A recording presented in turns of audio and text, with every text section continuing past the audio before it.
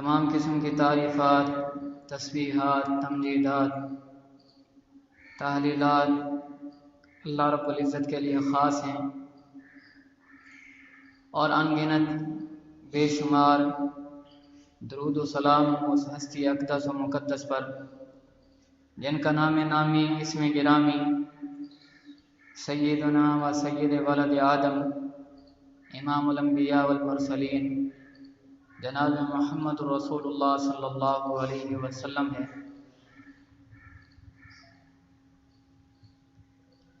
حضرات و سامعین،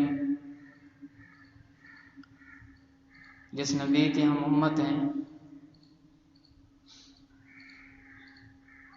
اس نبی کی افضلیت، فوقیت اور برتری اللہ رب العزت کی طرف سے تمام مخلوقات پر واضح، عیاں اور نمایاں ہے۔ ہمارے پیارے نبی جناب محمد رسول اللہ صلی اللہ علیہ وسلم ایسے اللہ کے لاڈلے نبی ہیں، پیارے نبی ہیں کہ ان کی آمد کی محبت بھی اللہ تعالیٰ نے لوگوں کے دلوں میں ڈال رکھی تھی، حتیٰ کہ یہود جب کسی سے جنگ کرتے اور بعض اوقات ہار جاتے تو کہتے تھے کہ ان قریب اللہ کا آخری نبی آنے والا ہے، اس کے ساتھ مل کر ہم تم سے مقابلہ کریں گے، تم سے لڑیں گے۔ ایسا پیارا نبی کہ جن کے متعلق ابراہیم علیہ السلام نے اپنی دعاؤں میں یاد رکھا، اور تقریباً تمام انبیاء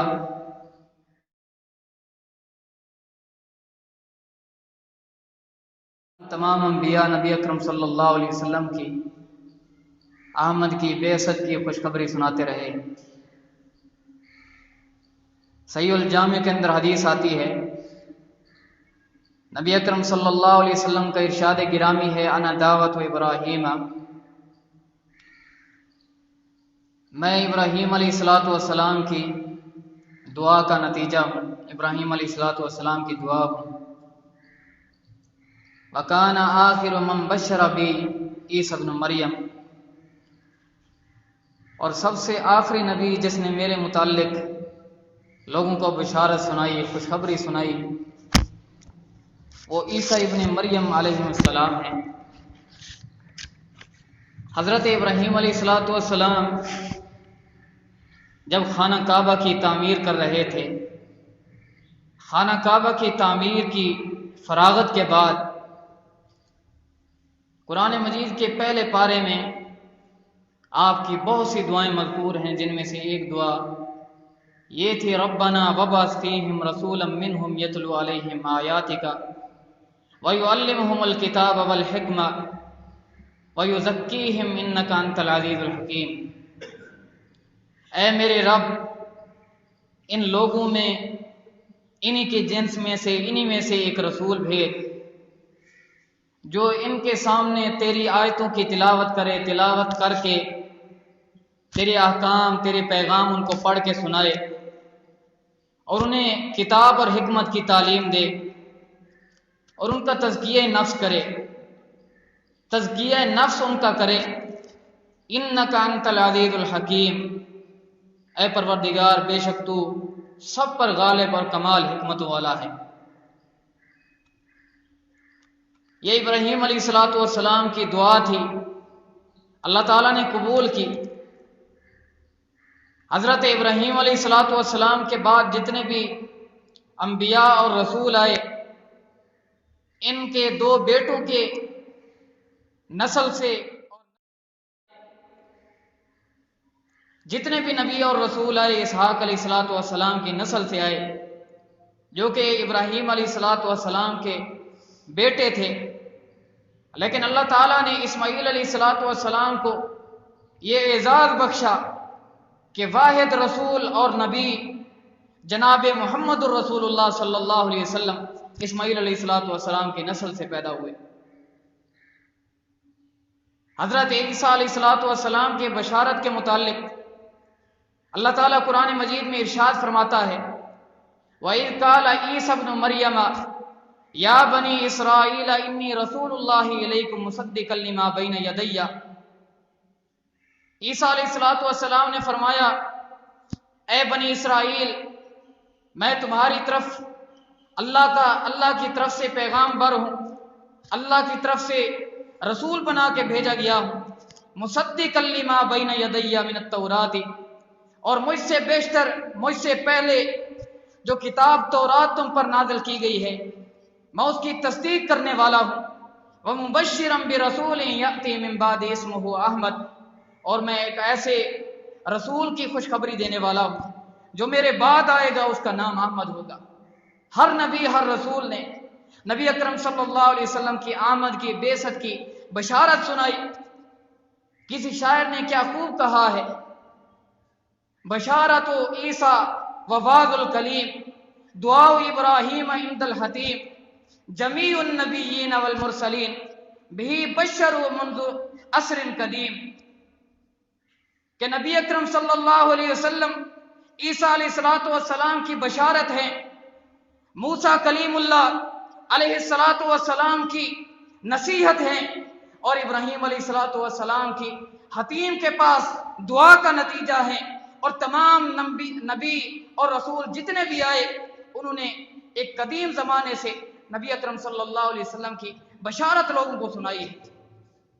قدیم زمانے سے تمام انبیاء اور رسل نبی اکرم صلی اللہ علیہ وسلم کی آمد اور بعثت کی خوشخبری سناتے آئے ہیں۔ حضرات و سامعین، اسراء و معراج کا واقعہ بڑا معروف اور بڑا مشہور ہے۔ اللہ تعالیٰ نے اپنے پیارے نبی کو آسمانوں کی سیر کرائی، بیت اللہ سے سفر کرایا گیا، مسجد اقصیٰ میں انبیاء کی امامت کرائی۔ یہ اسراء و معراج کا جو سفر ہے یہ بابرکت سفر، اس بابرکت کے ذریعے بھی اللہ تعالیٰ نے تمام انبیاء اور رسل پر نبی اکرم صلی اللہ علیہ وسلم کی برتری اور افضلیت جو ہے وہ واضح کر دی۔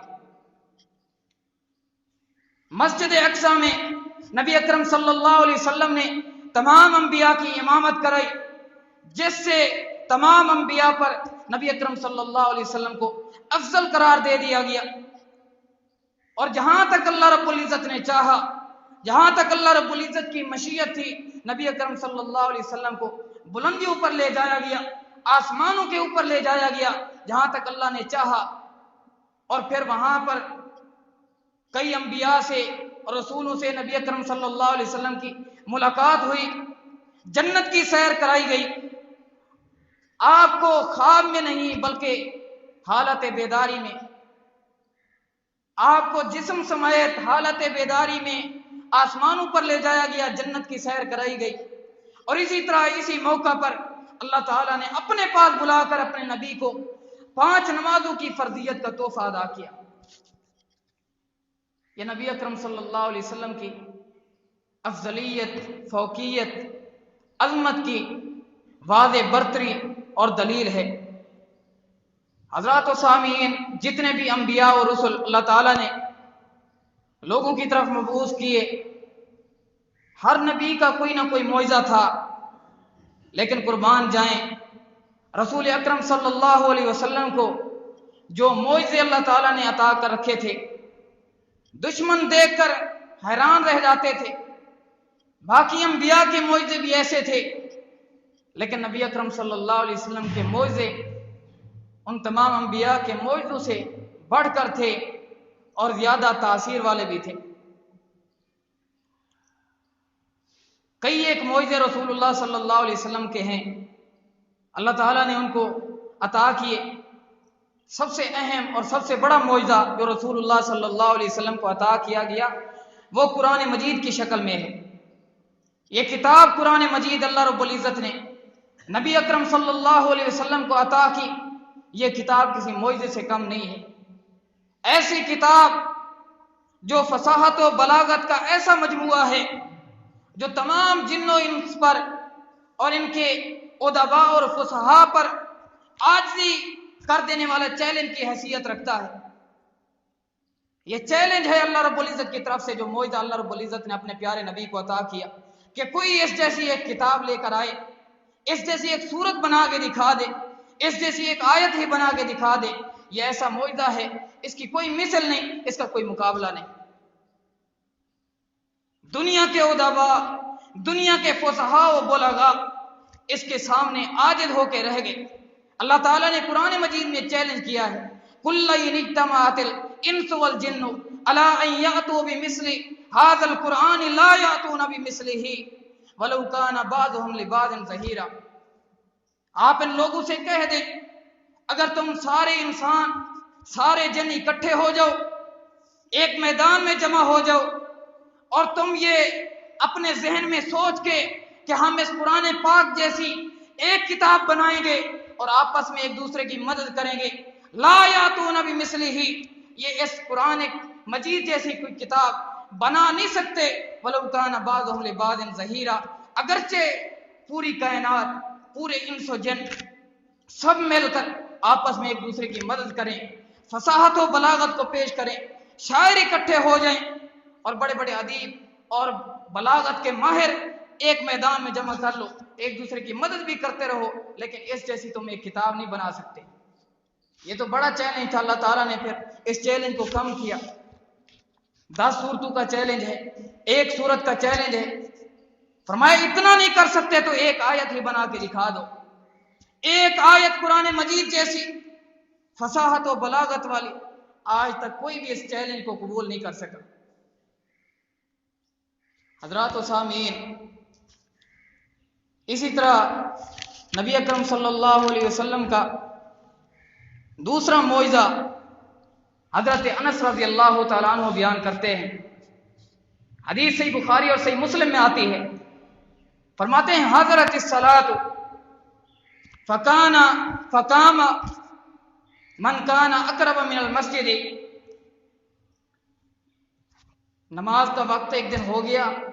صحابہ اکرام مسجد میں تھے، نبی اکرم صلی اللہ علیہ وسلم کے ساتھ تھے،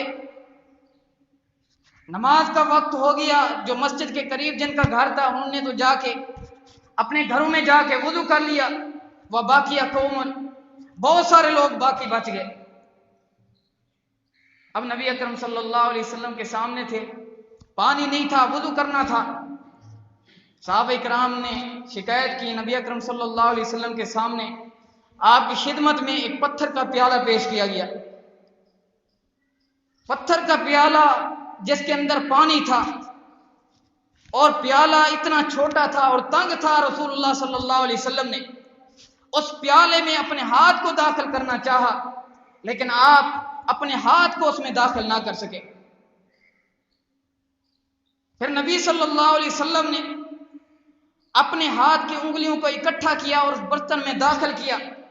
فتوضأ القوم كلهم جميعا، سارے کے سارے صحابہ کرام جو بچ گئے تھے، جن کے پاس پانی موجود نہیں تھا، ان سب نے وہاں پر آ کے وضو کیا۔ پوچھا گیا کم کانو، اس دن جو صحابہ کرام بچ گئے تھے ان کی تعداد کتنی تھی؟ فرمایا 80 رجلا، اس دن جو آدمی بچ گئے تھے، جو وضو نہ کر سکے، جن کے پاس پانی نہیں تھا، ان کی تعداد 80 تھی، 80 کی تعداد میں تھے۔ رسول اللہ صلی اللہ علیہ وسلم کے معجزے کا اظہار ہوا۔ حضرات و سامعین، اسی طرح نبی اکرم صلی اللہ علیہ وسلم کا اسی گزشتہ معجزہ سے ملتا جلتا معجزہ حضرت انس رضی اللہ تعالیٰ عنہ ایک اور روایت میں بیان کرتے ہیں، جو کہ صحیح بخاری کے اندر آتی ہے۔ نبی اکرم صلی اللہ علیہ وسلم کے یہ صحابی بیان کرتے ہیں کہ نبی صلی اللہ علیہ وسلم اور آپ کے چند اصحاب زورا مقام پر تھے۔ زورا مقام یہ کہاں پر واقع ہے؟ مدینہ کے بازار کے پاس اور مسجد کے قریب تھا۔ نبی اکرم صلی اللہ علیہ وسلم نے ایک پانی کا پیالہ منگوایا، دعا بقدح فیہ ماء، جس میں پانی تھا۔ نبی اکرم صلی اللہ علیہ وسلم نے اس پانی کے پیالے کو جب اپنے سامنے رکھا، اس میں اپنے ہاتھ کو داخل کیا۔ نبی صلی اللہ علیہ وسلم نے فوضع کفہ فیہ فجعل ينبع من بین اصابعہ، نبی اکرم صلی اللہ علیہ وسلم نے اس پیالے کے اندر اپنے ہاتھ کو داخل کیا، رسول اللہ صلی اللہ علیہ وسلم کے ہاتھ کی انگلیوں سے چشمے کی طرح پانی پھوٹنے لگا۔ یہ کیفیت تھی، یہ پانی پھوٹا، صحابہ کرام نے فتوضا جمیع اصحابہ، نبی اکرم صلی اللہ علیہ وسلم کے تمام اصحاب نے اچھی طرح وضو کر لیا۔ حضرت انس رضی اللہ تعالیٰ عنہ سے پوچھا گیا کہ اس دن ان صحابہ کرام کی تعداد کتنی تھی؟ فرمایا کانوا ضحا ثلاثمائۃ، اس دن ان صحابہ کرام کی تعداد 300 کے قریب تھی، تقریباً 300 صحابہ کرام تھے۔ ان 300 صحابہ کرام نے رسول اللہ صلی اللہ علیہ وسلم کے ہاتھ سے نکلنے والے پانی سے وضو کیا۔ حضرت جابر بن عبداللہ رضی اللہ تعالیٰ عنہ بیان کرتے ہیں کہ حدیبیہ کے دن پانی ختم ہو گیا، صحابہ کرام کو شدید پیاس لگی۔ اس پیاس کے عالم میں وہ جلدی میں رسول اکرم صلی اللہ علیہ وسلم کے پاس آئے، اور کہیں نماز کا وقت بھی تھا، وضو بھی کرنا تھا اور شدت پیاس بھی تھی۔ رسول اللہ صلی اللہ علیہ وسلم کے سامنے آئے، اے اللہ کے رسول، یہاں اس مقام پر پانی ختم ہو گیا ہے، شدت پیاس ہے، وضو بھی کرنا ہے، ہم کیا کریں؟ اور اس وقت رسول اللہ صلی اللہ علیہ وسلم وضو کر رہے تھے، چھوٹا سا برتن رسول اللہ صلی اللہ علیہ وسلم کے سامنے تھا۔ صحابہ کرام نے کہا اے اللہ کے رسول، اس مقام پر سارے کا سارا پانی ختم ہو گیا ہے، صرف اتنا پانی باقی ہے جو آپ کے سامنے ہے، جس سے آپ وضو فرما رہے ہیں، یہی پانی باقی بچ گیا ہے۔ نبی اکرم صلی اللہ علیہ وسلم نے جب یہ بات سنی تو اسی طرح اپنے ہاتھ کو برتن میں، تو اسی طرح آپ کے ہاتھوں سے پانی بہنے لگا۔ تمام صحابہ کرام نے خوب سیر ہو کر پانی پیا اور تمام صحابہ کرام نے وضو بھی کیا۔ جابر بن عبداللہ رضی اللہ تعالیٰ عنہ سے راوی حدیث نے پوچھا، ان کے شاگرد نے پوچھا، اے جابر رضی اللہ تعالیٰ عنہ، اس دن نبی اکرم صلی اللہ علیہ وسلم کے ساتھ کتنے صحابہ تھے؟ آپ رضی اللہ تعالیٰ عنہ کی نبی اکرم صلی اللہ علیہ وسلم سے محبت اور عقیدت کا کیا نمونہ کہ کہنے لگے یہ مت پوچھو کہ ان کی تعداد کتنی تھی، فرمایا اگر اس دن صحابہ کرام کی تعداد 1,00,000 بھی ہوتی تو تب بھی تمام صحابہ کرام کو وہ پانی جو رسول اللہ صلی اللہ علیہ وسلم کے ہاتھوں سے نکل رہا تھا کافی ہو جاتا۔ ہاں البتہ اس دن رسول اللہ صلی اللہ علیہ وسلم کے ساتھ 1,500 افراد تھے، یعنی 1,500 افراد سے 1,500 صحابہ کرام تھے۔ تمام صحابہ کرام نے خوب سیر ہو کر پانی بھی پیا اور وضو بھی کیا۔ یہ رسول اللہ صلی اللہ علیہ وسلم کے واضح معجزے ہیں کہ ہاتھ سے پانی نکل رہا ہے اور چشموں کی طرح نکل رہا ہے۔ صحابہ کرام اپنی شدت پیاس کو بھی کم کر رہے ہیں اور وضو بھی کر رہے ہیں۔ حضرات و سامعین، یہ حدیث بخاری میں ہے، اور اس طرح عبداللہ رضی اللہ تعالیٰ عنہ بھی نبی اکرم صلی اللہ علیہ وسلم کا ایک معجزہ بیان کرتے ہیں۔ حدیث صحیح بخاری کے اندر آتی ہے، نبی اکرم صلی اللہ علیہ وسلم کی یہ صحابی بیان کرتے ہیں کہ رسول اللہ صلی اللہ علیہ وسلم کے معجزوں کو ہم باعث برکت سمجھتے تھے، ہم انہیں باعث برکت سمجھتے تھے، ہم نے اپنے لیے اور یہ اپنے شاگردوں کو کہہ رہے ہیں۔ شاید تم یہ سمجھتے ہو کہ نبی صلی اللہ علیہ وسلم یا جتنے انبیاء آئے ان کو معجزے جو دیے گئے وہ کفار کو ڈرانے کے لیے تھے، نہیں، بلکہ معجزے جو رسولوں سے صادر ہوتے ہیں، جن کا اظہار ہوتا ہے، ان میں وہ باعث برکت ہوتے ہیں۔ پھر نبی اکرم صلی اللہ علیہ وسلم کا ایک معجزہ اپنے شاگردوں کے سامنے بیان کیا۔ پانی کم ہو گیا، پانی کی کمی تھی، نبی اکرم صلی اللہ علیہ وسلم کے سامنے آئے صحابہ کرام، نبی صلی اللہ علیہ وسلم نے ارشاد فرمایا اطلبوا فضلۃ من ماء، کہ کہیں سے بچا ہوا پانی تھوڑا سا تلاش کر کے میرے پاس لاؤ۔ فجاؤوا باناء فیہ ماء قلیل، صحابہ کرام بڑی کوشش اور تلاش کے بعد تھوڑا سا ایک برتن لے کر آئے جس میں بہت تھوڑا سا پانی تھا۔ اس تھوڑے سے پانی کو، اس برتن کو نبی اکرم صلی اللہ علیہ وسلم کے سامنے پیش کیا گیا۔ نبی اکرم صلی اللہ علیہ وسلم نے اس برتن میں اپنے ہاتھ کو ڈالا، پھر نبی اکرم صلی اللہ علیہ وسلم نے صحابہ کرام سے فرمایا حیا علی الطہور المبارک والبرکۃ من اللہ، اے میرے ساتھیو آؤ بابرکت پانی کی طرف، اور حالانکہ برکت تو صرف اللہ کی طرف سے ہوتی ہے۔ صحابہ کرام دوڑے، پانی نہیں تھا، پانی کم تھا، صحابہ کرام آئے کہ کس طرح پانی نبی اکرم صلی اللہ علیہ وسلم نے نکالا ہے، کس طرح پانی ظاہر ہوا ہے، پانی کم تھا۔ صحابہ کرام دیکھنے کے لیے آگے بڑھے۔ عبداللہ رضی اللہ تعالیٰ عنہ کہتے ہیں فَلَقَدْ رَأَيْتُ الْمَاءَ يَنْبُعُ مِنْ بَيْنِ أَصَابِعِ رَسُولِ اللَّهِ صلی اللہ علیہ وسلم، میں نے جب رسول اللہ صلی اللہ علیہ وسلم کے قریب ہو کے دیکھا تو میں نے دیکھا کہ پانی رسول اللہ صلی اللہ علیہ وسلم کی ہاتھوں کی انگلیوں کے درمیان سے چشموں کی طرح پھوٹ رہا تھا۔ اور پھر کہنے لگے وَلَقَدْ كُنَّا نَسْمَعُ تَسْبِيحَ الطَّعَامِ وَهُوَ يُؤْكَلُ، اور جب صحابہ کرام کھانا کھا رہے ہوتے، جب کھانے کو کھایا جا رہا ہوتا، ہم اپنے کانوں سے اس کھانے سے تسبیح کی آواز سنا کرتے تھے، اس کھانے سے تسبیح کی آواز آیا کرتی تھی۔ صحیح بخاری کی حدیث ہے۔ یہ معجزے ہیں نبی اکرم صلی اللہ علیہ وسلم کے کہ کھانا بھی سبحان اللہ پڑھ رہا ہے، اور اسی طرح نبی اکرم صلی اللہ علیہ وسلم کے ہاتھوں سے یہ پانی کے معجزے جن کا اظہار ہو رہا ہے اور صدور ہو رہا ہے۔ حضرت انس رضی اللہ تعالی عنہ اسی طرح نبی اکرم صلی اللہ علیہ وسلم کا ایک اور معجزہ بیان کرتے ہیں۔ ابو طلحہ رضی اللہ تعالی عنہ اپنے گھر میں تشریف لائے،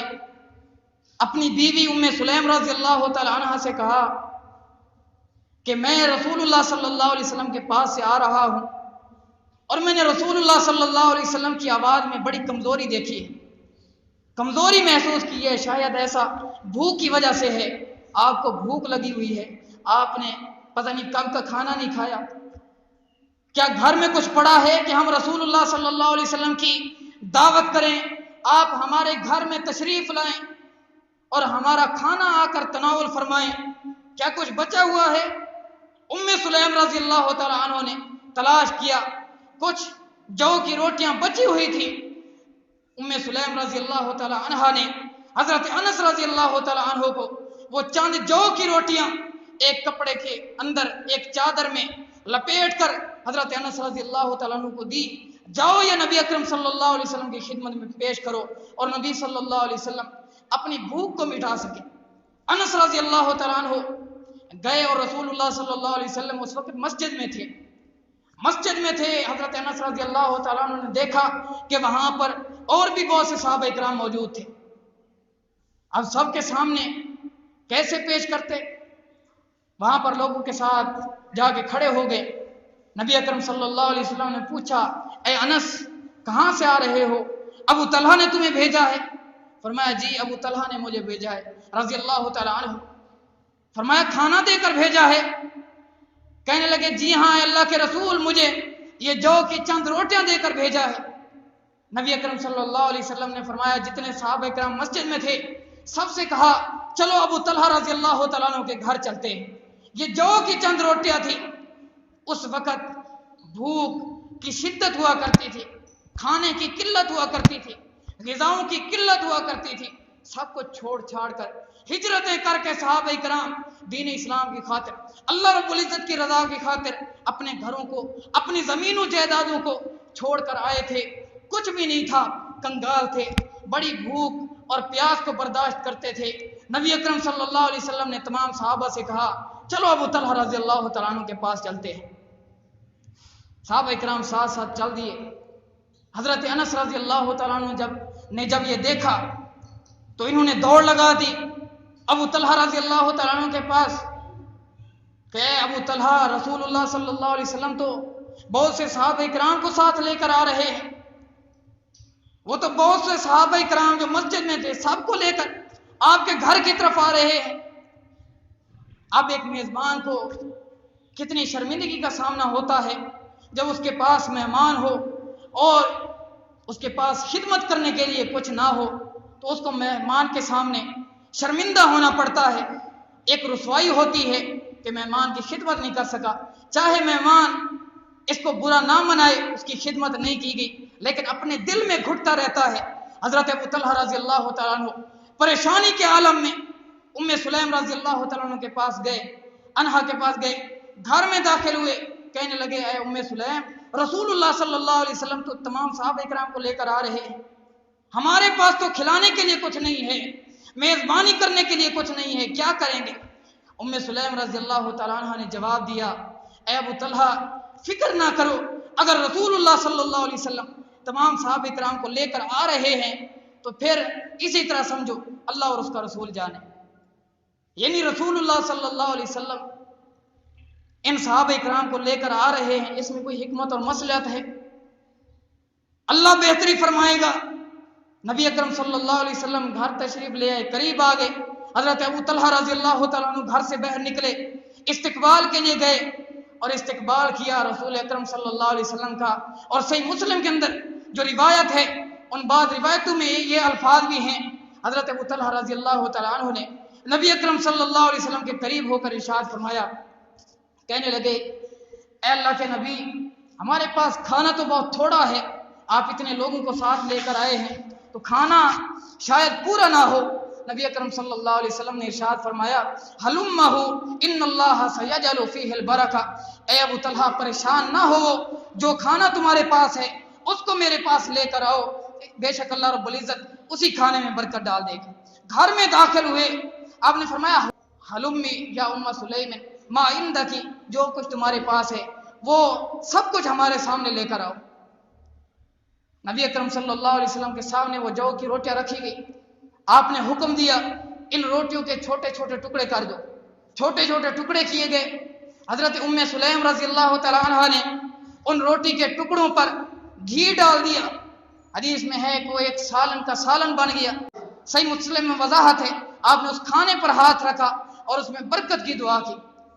پھر نبی صلی اللہ علیہ وسلم نے فرمایا اذن لعشرۃ، 10 آدمیوں کو اندر آنے کی اجازت دو۔ 10 آدمیوں کو بلایا گیا۔ صحیح مسلم میں وضاحت آتی ہے، نبی اکرم صلی اللہ علیہ وسلم نے فرمایا کلوا وسموا اللہ، اللہ کا نام پڑھ کے بسم اللہ پڑھ کے کھانا شروع کر دو۔ ان 10 آدمیوں نے خوب سیر ہو کے کھانا کھایا۔ جب انہوں نے پیٹ بھر کے کھانا کھا لیا، ان کو باہر بھیجا گیا۔ نبی صلی اللہ علیہ وسلم نے فرمایا اذن لعشرۃ، 10 اور آدمیوں کو اندر آنے کی اجازت دو۔ 10 اور آدمی آئے، حتیٰ کہ اسی طرح آتے رہے اور سب نے پیٹ بھر کے کھانا کھایا۔ حدیث میں ہے اس دن ان لوگوں کی تعداد، ان صحابہ کرام کی تعداد 70 یا 80 تھی۔ ان 70 یا 80 آدمیوں نے پیٹ بھر کے کھانا کھا لیا، سب نے کھانا کھا لیا۔ یہ جو کی چند روٹیاں تھیں جو صرف نبی اکرم صلی اللہ علیہ وسلم کے لیے بھیجی گئی تھی کہ نبی اکرم صلی اللہ علیہ وسلم اکیلے سے اپنا پیٹ بھر لیں گے، یعنی 70 یا 80 آدمیوں نے یہ کھانا کھایا۔ اور حدیث میں آتا ہے جب سب صحابہ اکرام کھانا کھا کے چلے گئے، اس کے بعد نبی اکرم صلی اللہ علیہ وسلم نے اور گھر کے باقی جو افراد تھے سب نے بیٹھ کے کھانا کھایا۔ ان سب نے بھی کھانا کھا لیا، اس کے باوجود بھی کھانا بچا ہوا تھا۔ پھر اس کھانے کو پڑوسیوں کے اندر تقسیم کر دیا گیا۔ اسی طرح جابر ابن عبداللہ رضی اللہ تعالیٰ عنہ، خندق کا موقع ہے، جب خندق کھودی جا رہی تھی، تمام صحابہ کرام بھوک سے نڈھال تھے۔ کس سے یہ بات مخفی ہے؟ پیٹ پہ پتھر باندھے ہوئے تھے۔ نبی اکرم صلی اللہ علیہ وسلم کی حالت، آپ کا خوبصورت چہرہ بھوک کی وجہ سے نڈھال ہو چکا تھا۔ جابر رضی اللہ تعالیٰ عنہ نے جب یہ دیکھا تو فوراً اپنے گھر کی طرف گئے اور اپنی بیوی سے کہا کہ گھر میں کچھ ہے، کچھ کھانے کے لیے ہو تو تلاش کرو، میں آج نبی اکرم صلی اللہ علیہ وسلم کی جو حالت دیکھ کے آیا ہوں مجھ سے برداشت نہیں ہو سکا، کچھ ہے تو تلاش کرو۔ انہوں نے تلاش کیا، بیوی نے، گھر میں ایک چھوٹا سا تھیلا پڑا تھا جس میں 1 سا تقریباً جو پڑے تھے۔ 1 سا آج کے وزن کے مطابق تقریباً 2.5 کلو بنتے ہیں، یا 2.5 کلو جو حضرت جابر رضی اللہ تعالیٰ عنہ کی بیوی نے اس کا آٹا بنایا۔ اور جابر رضی اللہ تعالیٰ عنہ فرماتے ہیں کہ میرے گھر میں ایک بکری کا پالتو بچہ تھا، میں نے جلدی سے اس بکری کے بچے کو ذبح کیا، بیوی نے آٹا بنا لیا، میں نے اس بکری کے بچے کے گوشت کے چھوٹے چھوٹے ٹکڑے کیے، ہنڈیا میں ڈالا، میری بیوی یہ سب کچھ کر رہی ہے، پکا رہی ہے۔ میں رسول اکرم صلی اللہ علیہ وسلم کی طرف گیا اور بڑی رازداری سے کہا، کیوں کہ بیوی نے ان کو جاتے ہوئے کہہ دیا تھا کہ رسول اللہ صلی اللہ علیہ وسلم کو بلانے کے لیے جا رہے ہو، ذرا دیکھ کے بلانا، نبی صلی اللہ علیہ وسلم اور ان کے اصحاب کے سامنے مجھے رسوا نہ کرنا۔ یعنی کھانا بہت تھوڑا ہے، نبی اکرم صلی اللہ علیہ وسلم کو دعوت دینا اور ان سے کہہ دینا کہ اپنے ساتھ چند افراد کو ساتھ لے کر آئیں جو یہ کھانا کھا سکے، جن کو یہ کھانا پورا ہو جائے۔ رسول اللہ صلی اللہ علیہ وسلم کے سامنے اور آپ کے صحابہ کے سامنے مجھے رسوا نہ کرنا۔ حضرت جابر رضی اللہ تعالیٰ عنہ پہنچے اور بڑی رازداری سے کان میں سرگوشی کرتے ہوئے کہا، اے اللہ کے رسول، ہمارے گھر میں ایک بکری کا چھوٹا سا بچہ تھا، میں نے اس کو ذبح کیا اور 2.5 کلو جو پڑے تھے اس کا آٹا ہم نے بنایا ہے، ہم نے آپ کے لیے ضیافت کا انتظام کیا ہے، آپ اپنے چند خاص آدمیوں کو، چند ساتھیوں کو میرے ساتھ بھیج دیں اور آپ تشریف لائیں، ہم نے آپ کی دعوت کی، آپ کھانا کھا لیں۔ یہ بات تھی، رسول اللہ صلی اللہ علیہ وسلم نے اونچی آواز میں اعلان کیا، یا اہل الخندق ان جابرا قد صنع لکم سورا فہیا ہلا بکم، اے خندق والو، اے خندق کھودنے والو، اے میرے ساتھیو، بے شک جابر رضی اللہ تعالی عنہ نے تمہارے لیے ضیافت کا انتظام کیا ہے، تمہاری دعوت کی ہے، لہذا تم سب اکٹھے ہو جاؤ، جابر رضی اللہ تعالیٰ عنہ کے گھر چلنا ہے۔ اب کیسی پریشانی کا عالم ہوگا، چند افراد کا کھانا ہے اور رسول اللہ صلی اللہ علیہ وسلم ان تمام صحابہ کرام کو بلا رہے ہیں، حدیث میں 1000 تعداد بتائی گئی ہے، یہ سب آئے، نبی صلی اللہ علیہ وسلم نے ارشاد فرمایا لا تنزلن برمتکم، اور اس طرح فرمایا لا تخبزن اجینتکم حتی اجیہ، کہ جب تک میں تمہارے گھر میں آ نہ جاؤں اس وقت تک نہ تو تم نے ہنڈیاں اتارنی ہے اور نہ ہی روٹیاں پکانا شروع کرنی ہے، جب میں آ جاؤں تب تم نے آغاز کرنا ہے۔ نبی اکرم صلی اللہ علیہ وسلم گھر میں تشریف لے گئے، آپ نے آٹا منگوایا، آٹے میں آپ نے لعاب دہن ڈالا، اور اسی طرح آپ کے پاس سالن لایا گیا، اس میں بھی آپ نے اپنا لعاب دہن ڈالا، تو اسی طرح اس میں اللہ رب العزت نے ایسی برکت ڈالی کہ 1000 آدمی تھے، سب نے پیٹ بھر کے کھانا کھا لیا۔ جابر رضی اللہ تعالیٰ عنہ، پھر نبی اکرم صلی اللہ علیہ وسلم نے کیا فرمایا ان کی بیوی سے، ادعی خابزۃ فلتخبز معک، اپنے ساتھ کسی اور عورت کو بھی بلا لو، وہ بھی تمہارے ساتھ روٹیاں پکائے، اس کو بھی ساتھ بلا لو، وہ بھی تمہارے ساتھ روٹیاں پکاتی رہے۔ اور اسی طرح نبی اکرم صلی اللہ علیہ وسلم نے ارشاد فرمایا وقدہی من برمتکم لا تنزلوہا، اور اس ہنڈیا سے پیالوں کے اندر سالن ڈالتی جاؤ اور اس ہنڈیا کو چولہے سے نیچے نہیں اتارنا۔ پھر حضرت جابر رضی اللہ تعالیٰ عنہ فرماتے ہیں کہ اس دن سب نے کھانا کھایا، کہتے ہیں میں قسم اٹھا کر کہتا ہوں 1000 آدمیوں نے پیٹ بھر کے کھانا کھایا، جو اپنے پیٹ پر پتھر باندھے ہوئے تھے ان لوگوں نے 1000 آدمی تھے، اس تھوڑے سے کھانے کو ان نے پیٹ بھر کے کھایا اور پھر بھی کھانا بچ گیا۔ کہتے ہیں کہ ہنڈیا اسی طرح جوش مار رہی تھی اور روٹیاں اسی طرح بدستور پکائی جا رہی تھی، یعنی نہ سالن کم ہوا اور نہ ہی اسی طرح آٹا کم ہوا۔ حضرات و سامعین، یہ نبی اکرم صلی اللہ علیہ وسلم کے چند معجزات تھے۔ اب صاف ظاہر ہے اس مختصر سے خطبہ میں نبی اکرم صلی اللہ علیہ وسلم کے سارے معجزات کا احاطہ نہیں کیا جا سکتا، ان میں سے چند ایک معجزے تھے جن کا میں نے آپ کے سامنے ذکر کیا۔ اللہ رب العزت سے دعا ہے اللہ جب تک ہمیں زندہ رکھے دین اسلام پر قائم اور دائم رکھے، اور جب موت دے تو شہادت والی موت دے، اور ہماری زبان پر کلمہ لا الہ الا اللہ کا ورد ہو۔ وما علیہ الا البلاغ المبین۔